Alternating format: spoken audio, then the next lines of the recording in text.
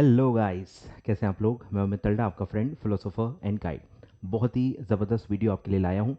सब एक ही सवाल पूछ रहे हैं, सर हमें किसी भी हालत में पास होना है, बस आप बता दो कि हम क्या करें। ठीक है, क्या आपके मन में भी यही सवाल है कि आप एक रिपीटर हो और क्या आप अब कुछ भी करना चाहते हो और बस आप पास होना चाहते हो? क्या आप इस स्टेज पे पहुंच चुके हो? तो ये वीडियो आपके लिए है। ज़रूर पूरा वीडियो आखिरी तक देखें, वीडियो लाइक कर दें, चैनल सब्सक्राइब कर दें, और अगर ये वीडियो अच्छा लगा हो तो ज़रूर अपने फ्रेंड्स के साथ शेयर करें। Let's start. सबसे पहला होता है कि कवरेज ऑफ द सिलेबस। ठीक है, कि काफ़ी बच्चे क्या करते हैं कि पूरा सिलेबस ही कवर नहीं करते हैं। पूरा सिलेबस ही कवर नहीं करते हैं, काफ़ी चैप्टर्स पूरे पूरे वो स्किप कर देते हैं, काफ़ी सारे कंटेंट को पूरा पूरा स्किप कर देते हैं। मेरे ही सब्जेक्ट का मैं एग्जांपल दे देता हूँ कि सीएमए एंड एफएमएसएम जैसे सब्जेक्ट्स में लोग कहते हैं कि सर हम पूरे प्रैक्टिकल स्किप करके जाते हैं। तो मतलब आप 25 से लेके 30 या even in extreme cases 35 marks पूरा स्किप करना चाहते हो, और आप सिर्फ 65 टू 70 मार्क्स के भरोसे आप पास होने की उम्मीद रख रहे हो। सोच के देखो कितनी बड़ी गलती है।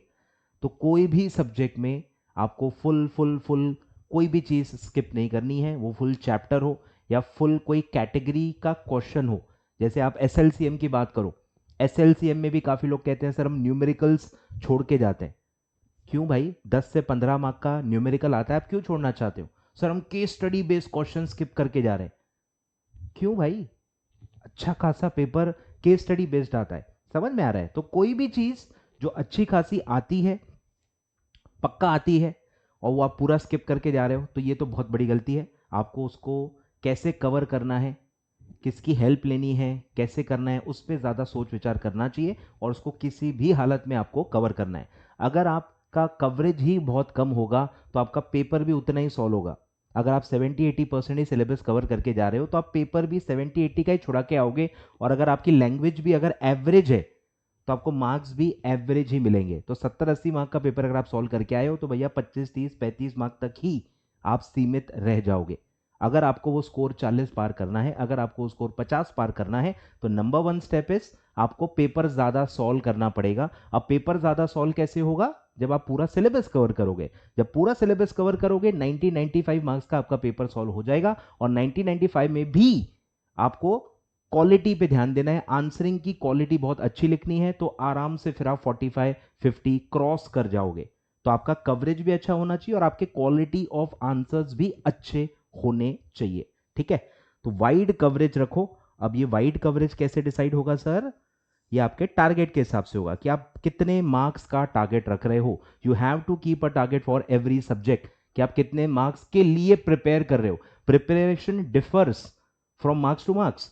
अगर कोई सब्जेक्ट के लिए आप 40 के लिए प्रिपेयर कर रहे हो तो उसका तरीका अलग होगा। अगर आप कोई सब्जेक्ट में 80 का टारगेट रख के चल रहे हैं तो उसकी प्रिपरेशन अलग तरीके से होगी। हर चीज बदल जाती है, समझ रहे हो? तो सब्जेक्ट लेवल पे आप पहले टारगेट रखो कि उस सब्जेक्ट में आप कितना स्कोर करने का टारगेट कर रहे हो, और उसके हिसाब से coverage, number of revisions, writing practice, हर चीज जो मैं आपको बताने वाला हूं उसकी जो लेवल है वो आपके टारगेट स्कोर के हिसाब पे उस पर डिपेंड करेगी। ठीक है, तो कवरेज बहुत ज़्यादा रखो। 90% आपका कवरेज होना ही चाहिए minimum, as per the ICSI material.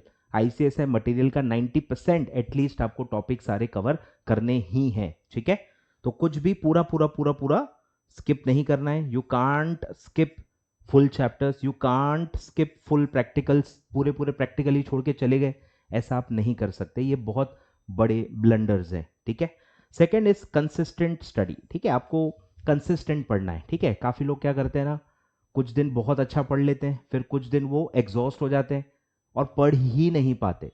तो इसीलिए बहुत हाई टारगेट्स भी आप मत रखो। मैं 12 घंटे पढ़ूंगा, मैं 15 घंटे पढ़ूंगा, मुझे रैंक लाना है, मैं 15 घंटे पढ़ूंगा। 15 घंटे आप 90 दिन तक कंटिन्यू नहीं पढ़ सकते। समझ रहे हो? Consistency is the key. उतना ही पढ़ो जो आप कंसिस्टेंटली पढ़ पाओ, अपने परफॉर्मेंस को रोज आप रेप्लिकेट कर पाओ, इतना ही पढ़ो। तो मेरे हिसाब से 8 घंटे भी काफी होते हैं। 8 घंटे भी अच्छा स्टडी टाइम होता है अगर वो प्रोडक्टिव है। प्रोडक्टिव 8 आवर्स मेरे हिसाब से काफी है, बहुत अच्छी प्रिपरेशन इससे हो सकती है। ठीक है, तो कंसिस्टेंसी इज द की। फिर है एडिक्वेट राइटिंग प्रैक्टिस करो। ठीक है, राइटिंग प्रैक्टिस करनी है, सबको पता है, एडिक्वेट होनी चाहिए।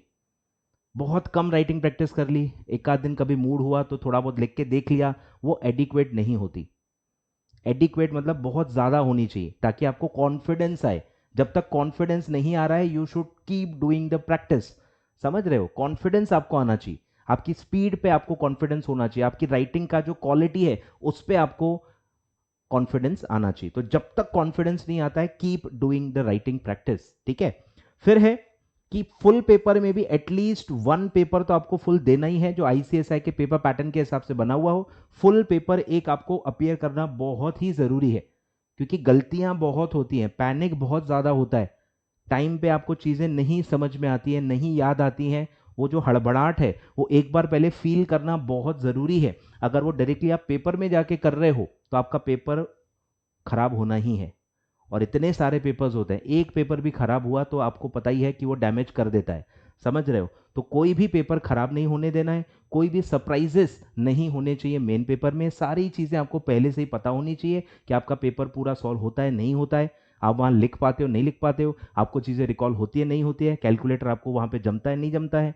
समझ रहे हो? हर चीज आपको पता होनी चाहिए, सीक्वेंस आपको पता होना चाहिए, आपको कैसे पेपर को अप्रोच करना है। काफी पेपर्स में आपको पता होता है part A, part B, part C, अलग अलग पार्ट्स होते हैं, तो आप कौन सा पार्ट पहले अपेयर करना चाहते हो, कौन सा पार्ट बाद में करना चाहते हो, ये सब प्री डिसाइडेड होना चाहिए। ठीक है। ये मैं पेपर देख के डिसाइड करूंगा, ऐसा नहीं होता। पेपर देख के तो दिमागी चलना ही बंद कर देता है। समझ रहे हो? तो वो सब आप वहां के लिए नहीं रख सकते हो। ठीक है। तो एटलीस्ट आप एक फुल पेपर आपको देना ही है। ठीक है, कसम खा लो। फिर है एडिक्वेट रिविजन्स। ठीक है, रिविजन्स काफ़ी कंट्रोवर्शियल पॉइंट है। हम अगर आपको कह दें कि 4 रिविजन्स करने हैं, कुछ लोग बोलेंगे बहुत कम है, कुछ लोग बोलेंगे बहुत ही ज़्यादा है। How can you give a number? ठीक है, क्योंकि अलग अलग होता है ना, ग्रास्पिंग पावर अलग अलग होता है।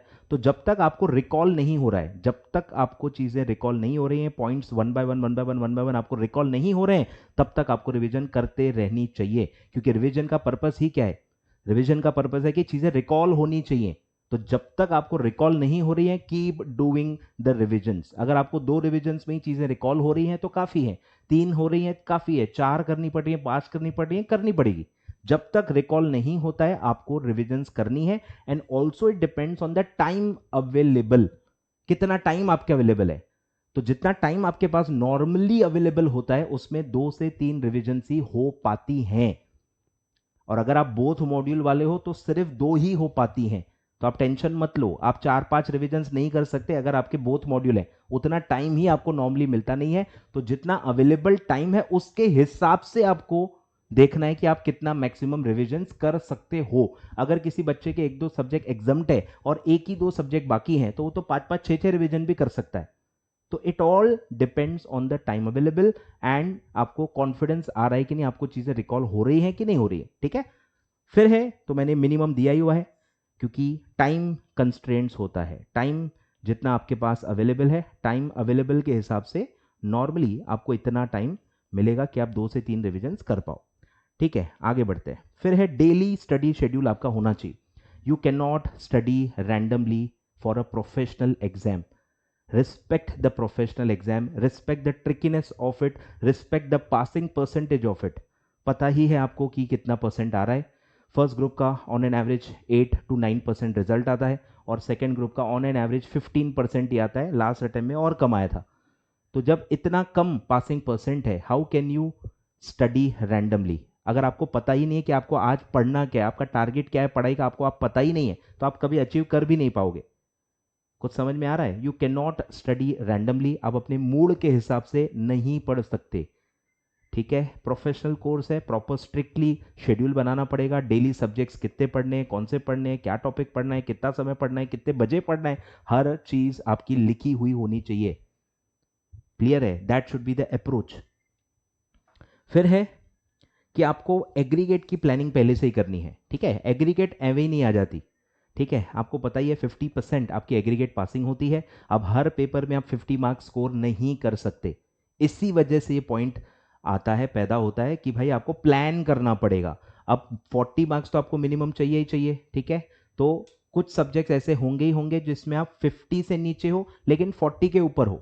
तो वो जो डेफिसिट अराइज होता है, सपोज आपको कंपनी लॉ में 45 है, तो एवरेज एग्रीगेट के हिसाब से तो 50 चाहिए थे ना, तो 5 मार्क्स जो आपको कम है अब वो कोई और सब्जेक्ट से लेने पड़ेंगे, वो भी उस सब्जेक्ट में 50 के ऊपर लाने पड़ेंगे।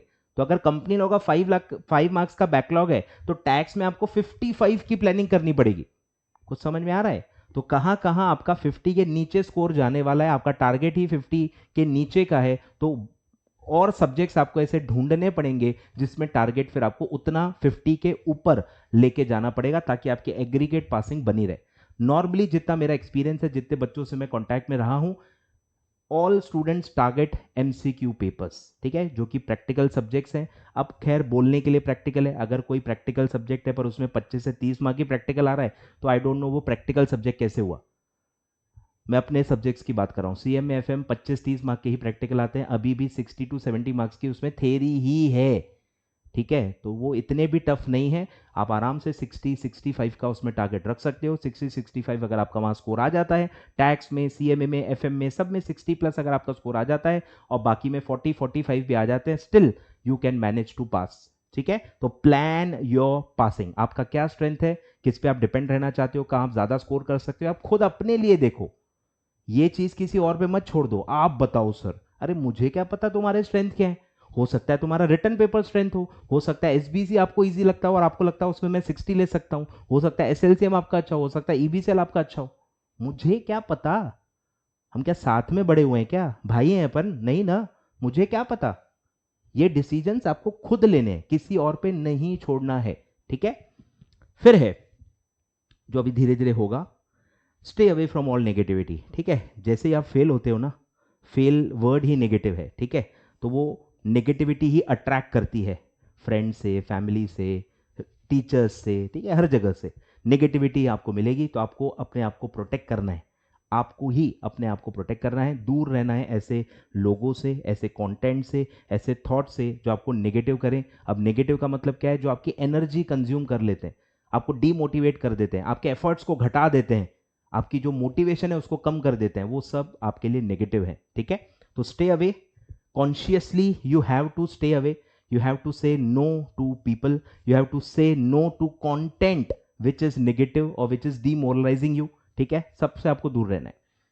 फिर है सबसे मेरा जो इंपॉर्टेंट पॉइंट है इस पूरे वीडियो का, वो यही है जो मैं काफी बार कह चुका हूं, don't study from revision notes. Revision note से रेगुलर स्टडी नहीं कर सकते। अगर उससे रेगुलर स्टडी हो पाती तो उसको हम रेगुलर नोट्स बुलाते, उसको रिवीजन नोट्स नहीं बुलाते। मुझे समझ में नहीं आता, इतना बढ़िया नामकरण किया हुआ है नोट्स का, स्टिल लोगों को समझ में नहीं आता। अरे वो रिवीजन नोट्स हैं, मतलब वो रिवीजन के लिए बनाए हैं। सर क्या हम उससे रेगुलर स्टडी कर सकते हैं? अबे नहीं कर सकते ना। अगर कर सकते होते तो उसको हम रेगुलर नोट्स नाम देते, क्यों रिवीजन नोट्स नाम दिया है, मुझे तो समझ में नहीं आता। ये इतने इनोसेंट से क्वेश्चन क्यों पूछे जाते हैं हमसे, सर हम सिर्फ इतना पढ़ के जा सकते हैं? अरे होता तो हम खुद ही बता देते ना, इतना पढ़ के जाओ पास हो जाओगे, हमने बोला? नहीं बोला ना, क्योंकि नहीं है पॉसिबल, ठीक है। तो रिवीजन नोट्स से रेगुलर स्टडी मत करो और उल्टा भी मत करो, रेगुलर बुक से रिवीजन भी नहीं कर सकते। कुछ समझ में आ रहा है? दोनों से ही नुकसान होता है। रेगुलर स्टडी आप रिवीजन से करोगे तो आपका स्कोप बहुत कम होगा, जो कवरेज का इशू है वो आपको हो जाएगा। बहुत ही छोटे बेस पे आप रेगुलर स्टडी कर रहे हो, आपकी कंसेप्ट बिल्डिंग ही नहीं हो पाएगी। फिर अगर आप रेगुलर नोट से रिवाइज कर रहे हो, रेगुलर नोट से आप रिवाइज भी नहीं कर सकते क्योंकि रिवीजन के लिए टाइम बहुत कम मिलता है। बोथ मॉड्यूल वालों को 1 दिन, 1.5 दिन, 2 दिन मैक्सिमम मिलता है। तो उतने टाइम में आप रेगुलर नोट्स 500, 600, 700, 800 पेज के नोट्स कैसे पढ़ोगे? बहुत मुश्किल है। तो आपके नोट्स भी रिवीजन वाले होने चाहिए, 200 पेज, 250 पेज, 300 पेज, जो भी है, सब्जेक्ट वाइज डिपेंड करेगा। पर उस लेवल के नोट्स आपको टाइम जितना अवेलेबल है उसके हिसाब से नोट्स लेके बैठना पड़ेगा, तभी आपको कॉन्फिडेंस आएगा।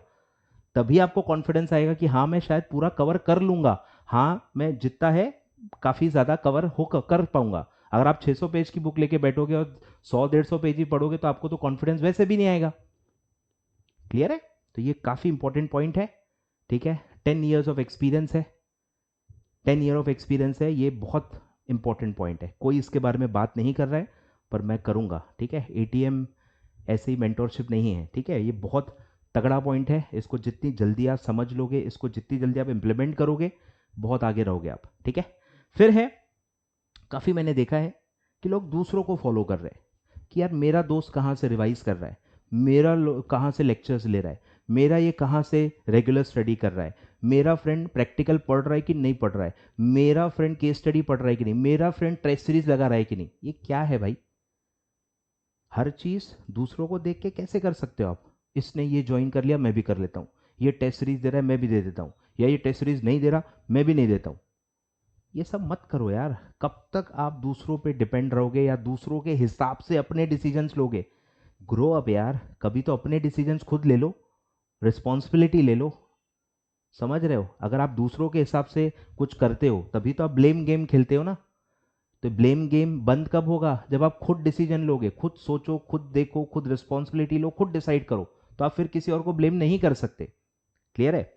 तो अपने डिसीजंस खुद ले लो, और सबसे इंपॉर्टेंट, जो भी आप एक बार डिसाइड कर लेते हो, स्टिक टू दैट। बार बार रोज रोज डिसाइड मत करो। और कोई काम धंधे नहीं है हमारे पास? सर सिंगल ग्रुप दें कि बोथ ग्रुप दें? अब 15 दिन तक रोज यही विचार चल रहा है, सिंगल ग्रुप दें बोथ ग्रुप दें, सिंगल ग्रुप दें बोथ ग्रुप दें। अरे एक बार बैठो, 5-6 घंटे बैठो, 10-15 लोगों से बात करो, डिसाइड कर लो, लिख लो ना। I have decided to give both groups and I will stick to it. I have decided to go for single module, module 1 या module 2 and I will stick to it. लिख लो। जब तक आप लिखोगे नहीं, आपके माइंड को लगेगा कि अभी तक डिसाइड नहीं हुआ। जब आप लिख दोगे, हर रोज आपको वो दिखेगा कि मैं बोथ ग्रुप देने वाला हूं, मैं बोथ ग्रुप देने वाला हूं, तो आपको बार बार वो माइंड में आएगा ही नहीं। वो माइंड में क्यों आ रहा है? क्योंकि आपने लिखा ही नहीं है, आपने डिसाइड ही नहीं किया अभी तक। समझ रहे हो? कुछ चीजें लिखनी पड़ती हैं, कुछ अफर्मेशंस अपने आप को बोलने पड़ते हैं, तभी वो माइंड में आपको प्रॉब्लम नहीं करेंगे, ठीक है। तो डिसाइड करो और उसको रोज रोज रोज रोज रोज रोज रिव्यू करना बंद कर लो। सोच समझ के डिसाइड किया था ना, सोच समझ के डिसाइड किया था, तो उस पर स्टिक करो कि हाँ मैंने सोच समझ के डिसाइड किया है, I will stick to it, ठीक है। फिर है कि रिवीजन का जो कंटेंट है, कि मुझे क्या रिवाइज करना है, कितना रिवाइज करना है, कौन सी थ्योरी रिवाइज करनी है, कौन से प्रैक्टिकल देख के जाने हैं, ये सब चीज़ें प्री डिसाइडेड होनी चाहिए। You can not keep it pending कि मैं बाद में सोचूंगा, मैं आखिरी दिन पे सोचूंगा कि मुझे आखिरी टाइम पे क्या पढ़ना है। अरे आखिरी टाइम पे दिमाग ही नहीं चलता भाई, सोच ही नहीं पाओगे, सोचा हुआ भी लोग कर नहीं पाते, तुम सोचने का काम भी आखिरी के लिए रख रहे हो, फेल होने के ही चांसेस हैं, ठीक है। प्री डिसाइड कर लो, पहले से ही एग्जैक्टली डिसाइडेड होना चाहिए मैं क्या कंटेंट पढ़ूंगा, कहां से पढ़ूंगा, कितने क्वेश्चन सॉल्व करके देखूंगा, या कितने क्वेश्चंस मैं कैलकुलेटर पे सॉल्व करके देखूंगा, कितना टाइम पढ़ूंगा, कितने बजे पढ़ूंगा, हर चीज रिविजन की प्री डिसाइडेड आपको करनी होगी, ठीक है। फिर है multiple teachers multiple notes avoid करना है, ठीक है। सिंगल टीचर सिंगल नोट्स पे ही करना है, भरोसा करना है टीचर पे, भरोसा करना है जिस पे भी करो, मत करो मेरे पे भरोसा, मेरे को कोई, मैं आपके पीछे नहीं भाग रहा, मेरे नोट्स ले लो, मेरे नोट्स ले लो, मेरे लेक्चर ले लो, मेरे लेक्चर ले लो, मैं नहीं बोल रहा। भरोसा है तो करो, नहीं करना है मत करो। जिस पे भरोसा है उसको फॉलो करो, जिसके लेक्चर लेने हैं उसके ले लो, पर कॉन्फिडेंस से करो, उस पर बार बार डाउट मत करो, भले वो कोई भी टीचर हो। सोच समझ के डिसाइड किया है ना, तो stick to it, stick to the lectures, stick to the teacher, stick to the notes. एक ही चीज करो तो शायद उसका फायदा हो जाए, मल्टीपल चीजें करोगे ना तो कोई भी चीज का फायदा नहीं होता। Too many cooks spoil the broth, आपको पता ही होगा, ठीक है, कहावत भी है। चलो, फिर है कि ये एक बात याद रखना हमेशा कि कोई भी यूट्यूब वीडियो आपकी सेल्फ स्टडी को रिप्लेस नहीं कर सकता। आपने अगर 10 मैराथन भी देखे होंगे ना एक सब्जेक्ट के, स्टिल आपको खुद से तो पढ़ना ही पड़ेगा। तो ऐसा मत सोचो कि मैं बस मैराथन देख लूंगा और मैं पेपर के लिए चले जाऊंगा, ठीक है, इससे बड़ी बेवकूफ़ी नहीं होती। आपको खुद से पढ़ना ही पड़ेगा, नहीं तो आपको रिकॉल ही नहीं होगा। सिर्फ वीडियोस देख के, मैराथन्स देख के काम नहीं चलता, मैं बता रहा हूं आपको, खुद से पढ़ना ही पड़ेगा, खुद से चीज़ें सॉल्व करके देखनी ही पड़ेगी, वो चीज़ रिप्लेस नहीं हो सकती, ठीक है। तो बहुत ओवर डिपेंडेंस भी मत रखो मैराथन्स पे। फिर है सारे 5 पेपर्स कवर करके जाओ, ठीक है। बेसिक पॉइंट आपको सब पता ही है कि आपको पता होना चाहिए कि पेपर कैसे आते हैं, क्या लेवल के आते हैं, कितने क्वेश्चन ऑफ बीट आते हैं, कितने क्वेश्चन हैं जो आपको परेशान करेंगे ही करेंगे, आप कितना पेपर सॉल्व कर पाओगे, ठीक है। जैसे काफ़ी लोगों को शायद इसका आइडिया ही नहीं रहता, सर ये तो बहुत टफ आ गए, अरे वो हर अटेम्प्ट में आते हैं। पास पेपर देखे नहीं क्या अभी तक? सीएम में, एफएम में 5 से 6 क्वेश्चन, 7 क्वेश्चन, 8 क्वेश्चन टफ आते ही हैं, पर वो आपको पास होने से नहीं रोक रहे हैं। क्या 5-6 क्वेश्चन 10 क्वेश्चन आपको पास होने से रोक रहे हैं? क्या 90 में से 50-60 लाना बहुत मुश्किल है? समझ में नहीं आता मेरे को। सर वो 5 क्वेश्चन बहुत टफ आ गए थे इसलिए मैं फेल हो गया। 5 क्वेश्चन आपको फेल कर रहे हैं, मतलब आपको थोड़ा अपने आप को रिव्यू करना है, ठीक है। सॉरी। फिर है कि काफी बार ऐसा होता है कि आपको सिनेरियो सोचना होता है कि यार इतना हार्ड आएगा क्या, इतना टफ आएगा क्या, ठीक है। तो आपको वर्स्ट के लिए प्रिपेयर करना है। कभी ये सोचना नहीं कि पेपर इजी आएगा, जो मैं पढ़ रहा हूँ उसी में से आएगा। मतलब कोई भी ऐसा अजम्पशन नहीं लेना है जिससे आप रिलैक्स हो जाओ, जिससे आप कम पढ़ाई करो, जिससे आप कोई चीज़ें स्किप कर पाओ। ऐसे अजम्पशंस नहीं लेने। अजम्पशंस ऐसे लेने जो आपको चैलेंज करें, जो आपको एक्स्ट्रा प्रैक्टिस करने के लिए मजबूर करें, एक्स्ट्रा टॉपिक्स कवर करने के लिए मजबूर करें। तो हमेशा प्रिपेयर फॉर द वर्स्ट। तो आप कभी भी कंप्लेन नहीं करोगे कि पेपर टफ था, तो आपने सोचा ही क्योंकि पेपर इजी आएगा। प्रॉब्लम यहीं से स्टार्ट होती है कि आपने सोचा था कि पेपर इजी आएगा, आपने सोचा था कि 100 के 100 क्वेश्चन आप सॉल्व कर लोगे, इसीलिए ही आपको निराशा होती है। अगर आप पहले से ही सोच के जाओगे कि भाई 100 में से 10 क्वेश्चन मेरे को नहीं आएंगे, मेरे को 90 ही आएंगे, तो अब मैं 90 में से 60 कैसे लूं? समझ रहे हो? डायरेक्शन ही बदल जाता है, एटीट्यूड माइंडसेट सब बदल जाता है। तो please prepare for the worst, ठीक है। फिर है कुछ जनरल बातें हैं कि कोई शॉर्टकट नहीं होता, ठीक है। तो आपने हजारों बार सुना है, देखा है, पढ़ा है, ठीक है। इसीलिए मैं कह रहा हूँ क्योंकि आपको ये पता है, तो प्लीज़ इसको अमल करो और हमसे टीचर्स से शॉर्टकट्स लेना मांगना बंद कर दो। सर इसको शॉर्ट में कैसे करें, इसको ये कैसे करें, क्या ये छोड़ के जा सकते हैं, क्या स्किप करके जा सकते हैं, क्या बिना टेस्ट सीरीज के जा सकते हैं, क्या बिना राइटिंग प्रैक्टिस के लिए पेपर जा सकते हैं? ये सब शॉर्टकट्स हैं। बिना पूरी तैयारी किए अगर आप एग्जाम में जाना चाहते हो तो वो शॉर्टकट ही होता है, ठीक है। तो स्टॉप आस्किंग फॉर शॉर्टकट्स, ठीक है। इंपॉर्टेंट बता दो, सिर्फ इंपॉर्टेंट शॉर्ट नोट्स बता दो, हर चैप्टर के 4-5 इंपॉर्टेंट टॉपिक्स बता दो, ये सब शॉर्टकट्स हैं। पूछते समय शर्म आनी चाहिए आपको। अगर आप एक ट्रू कंपनी सेक्रेटरी एस्पिरेंट है, आपको दिल से शर्म आनी चाहिए जब आप इस टाइप के शॉर्टकट्स मांगते हो और एक कंपनी सेक्रेटरी के कोर्स को एक नॉर्मल ग्रेजुएशन कोर्स के लेवल पे आप पहुंचा देते हो, ठीक है। तो प्लीज़ डोंट डू दैट। और सबसे इंपॉर्टेंट कि जो भी आपको पास होने के लिए चाहिए, जो भी एक स्किल चाहिए होता है, जो भी अंदर से एक इंसान में होना चाहिए, वो सब आपके अंदर ऑलरेडी है। डोंट फील कि आपके अंदर कुछ है नहीं और इसीलिए नहीं हो पा रहा। वो सब आपके अंदर है, वो बस आप बाहर नहीं आने दे रहे डिस्ट्रैक्शंस की वजह से। वो आपको डिस्ट्रैक्शंस ढूंढने हैं, एक एक को पूरा दूर करना है। मोबाइल डिस्ट्रैक्शन है, उसको हटाओ। कोई फ्रेंड्स डिस्ट्रैक्शन है, हटाओ। बिग बॉस डिस्ट्रैक्शन है, हटाओ। आईपीएल डिस्ट्रैक्शन है, हटाओ। टीचर्स डिस्ट्रैक्शन है, हटाओ। जो बीच में आ रहा है हटा दो उसको। मैं बता रहा हूं आपको, नहीं जीत पाओगे आप। और बहुत सारे डिस्ट्रैक्शन है आज, ठीक है। तो आपको आइडेंटिफाई करना है और चुन चुन के उनको मारना है। सब आपके अंदर है। अगर आप हार्डवर्क करोगे ना, मैथ्स भी ठीक हो जाएगा। आप हार्डवर्क करोगे ना, राइटिंग प्रैक्टिस करोगे, आपकी क्वालिटी ऑफ आंसरिंग बढ़ेगी। अगर आप मल्टीपल रिविजन्स करोगे, आपको चीज़ें याद आएंगी। प्रॉब्लम ये है आप अपना 100% नहीं दे रहे। समझ रहे हो? 100% नहीं दे रहे हो आप। डिस्ट्रैक्शंस में आपका परफॉर्मेंस कम हो रहा है, तो डिस्ट्रैक्शंस कम करो और हमेशा अपने आप पे भरोसा रखो कि आप कर सकते हो। अगर आप एक सफिशिएंट टाइम दोगे, सफिशिएंट एफर्ट दोगे, कंसिस्टेंटली पढ़ोगे, हर चीज अगर आप सही करोगे, तो क्यों पास नहीं होंगे? क्योंकि आपने अभी तक हर चीज सही ढंग से की ही नहीं है, इसीलिए आप पास नहीं हुए हो। पर ऐसा नहीं है कि सही करेंगे तो भी नहीं होंगे। अगर आप सही करोगे, सही लिख के आओगे, अच्छे से पढ़ोगे, रिवाइज करोगे, राइटिंग करोगे, सब करोगे, तो आपको फेल होने से कोई नहीं रोक सकता। सॉरी, पास होने से कोई नहीं रोक सकता। समझ रहे हो? तो पास होने से कोई भी नहीं रोक सकता आपको। ऐसा एटीट्यूड ही आपको रखना है। समझ रहे हो? तो ऑल द वेरी बेस्ट, ठीक है। जो भी मुझे कहना था, ठीक है, ये 15 पॉइंट्स में मैं कह चुका हूँ और इससे बाहर कुछ है भी नहीं। इतनी चीज़ें आप कर लोगे ना, मुझे नहीं लगता आपको कोई भी फेल कर पाएगा। आप फेल हो ही नहीं सकते हो। आपको हर चीज़ पे बस ध्यान देना है, टाइम पूरा देना है, डिवोशन पूरा देना है, डेडिकेशन पूरा देना है, कंसिस्टेंटली पढ़ना है। बस गलतियां नहीं करनी है, कम से कम करनी है। आ रहा है कुछ समझ में? तो आई होप आप ये सब करोगे, और अगर आप ये करोगे, आई होप आप ज़रूर मुझे मैसेज करोगे रिजल्ट के डेट पे कि सर मैं पास हो गया। आप ज़रूर देखना, मुझे मैसेज करोगे, ठीक है। एग्जामिशन चलो मैं बहुत ज़्यादा हाई टारगेट्स आपके लिए नहीं सेट करता हूँ, पर एटलीस्ट आप कहोगे कि सर मैं पास हो गया, मैं ग्रुप 2 पास हो गया, मैं ग्रुप 1 पास हो गया, मैं एग्जीक्यूटिव पास हो गया, मैं प्रोफेशनल पास हो गया, ये मैसेज आपका रिजल्ट के डेट पे आना ही है, अगर आप ये सारी बातें फॉलो करोगे तो, ठीक है।